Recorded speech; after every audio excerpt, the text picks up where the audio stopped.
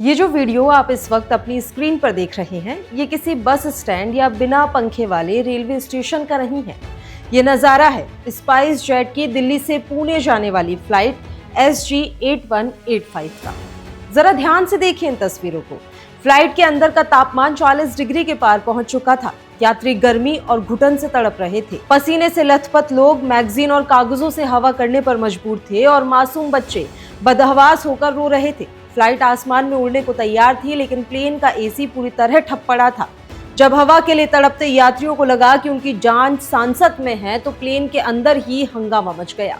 चीख पुकार, बहस और यात्रियों के भारी विरोध के बाद आखिरकार पायलट को फ्लाइट का टेक ऑफ रद्द करना पड़ा और विमान को वापस बे में लाना पड़ा। तो क्या स्पाइस जेट यात्रियों की जान के साथ खिलवाड़ कर रही थी?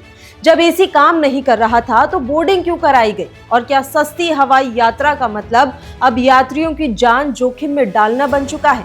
आज की इस रिपोर्ट में हम आपको दिल्ली एयरपोर्ट पर हुई इस दर्दनाक और खौफनाक घटना की पूरी इनसाइड स्टोरी बताएंगे। नमस्कार, आप देख रहे हैं डायनामाइट न्यूज और मैं हूं आपके साथ पल्लवी राजपूत। आइए आपको बताते हैं कि आखिर IGI एयरपोर्ट पर हुआ क्या था।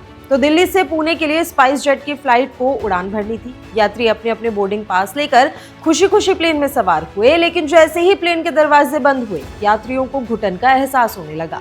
प्लेन का एसी काम नहीं कर रहा था। 5 मिनट, 10 मिनट, 20 मिनट बीत गए, लेकिन बंद केबिन के अंदर का तापमान लगातार बढ़ता चला गया। बाहर दिल्ली की भीषण गर्मी और अंदर बंद डिब्बे जैसी हवा।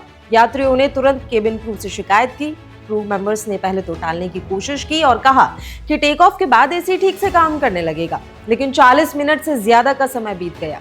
प्लेन रनवे की तरफ टैक्सी कर रहा था, लेकिन अंदर सांस लेना भी दूभर हो चुका था।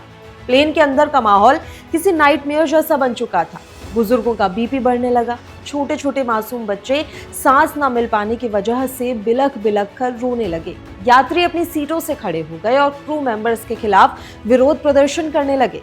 कई यात्रियों ने कहा कि फ्लाइट रोको, हमें नीचे उतारो, वरना यहाँ किसी की जान चली जाएगी। स्थिति इतनी बिगड़ गई कि यात्रियों का गुस्सा देखकर क्रू मेंबर्स के भी हाथ पांव फूल गए। जब पायलट को एहसास हुआ कि अगर फ्लाइट उड़ा दी गई तो बीच हवा में मेडिकल इमरजेंसी हो सकती है, तब जाकर उसने अपना फैसला बदला। रनवे की तरफ बढ़ती फ्लाइट को यू टर्न लेना पड़ा और विमान को वापस IGI एयरपोर्ट के बे में लाया गया। सभी यात्रियों को प्लेन से नीचे उतारा गया, तब जाकर लोगों ने राहत की सांस ली। घटना के बाद जब ये वीडियो सोशल मीडिया पर वायरल हुआ और लोगों का गुस्सा फूटा, तो स्पाइस जेट की तरफ से बयान जारी किया गया।